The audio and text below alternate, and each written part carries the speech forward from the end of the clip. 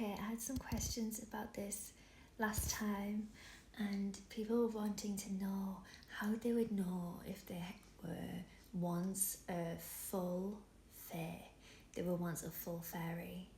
So there are different incarnations now of fae-blooded, and there are actually people who are not fae-blooded, but they remember walking with the fairies. They remember when humans and fae would meet and exchange with each other and receive blessings as well. So this pull they have to the fairies, they may not be fae, but they remember.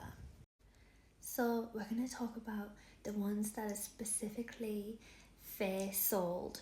So they used to be fairies and now they're in a human incarnation in this life. So the first one is absolutely the one that I experience with people all the time. They feel so homesick for a place that just does not exist on Earth. They feel this massive sense of longing, and usually when I tell them my story of the realm, they can't believe it because they think, oh, okay, it turns out my mic wasn't even working. Number 3 is they seem to attract all the children and animals. This is a pretty simple one, I'm just going to leave it at that. Okay, number 4, they have such sensitivity that they're often empaths, or they're so sensitive to the world that they make themselves a recluse, or they take on everybody else's problems. This can show in different ways, but it's because they're super sensitive, and they're sensitive to changes happening with the earth. So they also move with the earth, which is going to be number 5 actually. So number 5 is that they are really in cycle with the earth. All of us are, especially the feminine, but with the fae, they are in their cycles, they are in the solstice, they are in the equinox. They experience it so deeply. Number 6 is that the veil is thin around them. They can actually see, a lot of the time they shut this off in their human brain because it's a bit overwhelming, but they can see what others can't. This is actually so annoying, my phone keeps going off, but anyway, we are staying. So number 7 I think we're on is they have something in their eyes. They have something deep in there. You can see it.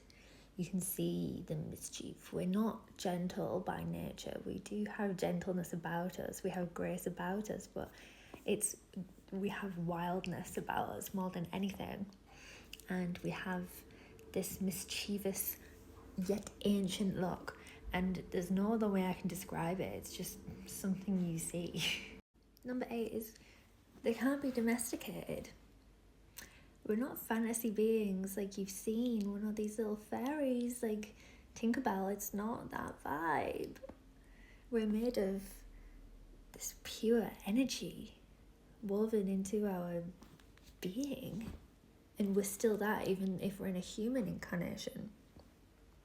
So we can't ever truly be domesticated, and things just don't make sense to us that seems to other people. Number whatever is following on from that. Structures don't make sense.